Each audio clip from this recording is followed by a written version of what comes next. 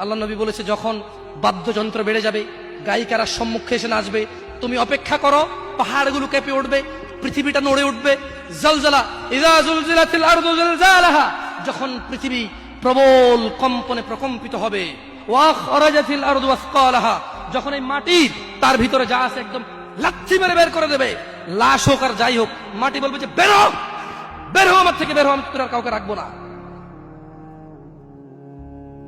وقال الانسان, মানুষ বলবে মালাহা মালাহা, পৃথিবীটার কি হলো, এই মাটির কি হলো, কেন সে কবরগুলো লাশগুলো বের করে দিচ্ছে, কেন সে স্বর্ণ মতি হীরা মানিক্য বের করে দিচ্ছে, মালাহা, এর কি হলো, কেন পাহাড় নড়ে উঠছে, কেন পাহাড় ভেঙে চূর্ণ বিচূর্ণ হয়ে যাচ্ছে।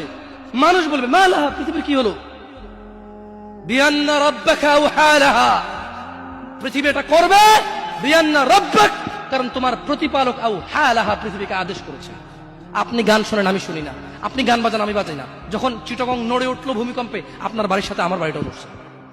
বন্ধ করেন এই জুলুম আমাদের উপর, আল্লাহর দিকে তাকিয়ে বন্ধ করেন, আল্লাহর দিকে তাকিয়ে বন্ধ করেন। আপনার বাড়িটা যদি ভেঙে ফেলার তো ইচ্ছা, বুলডোজার ভেঙে ফেলেন, কেউ ধরবে?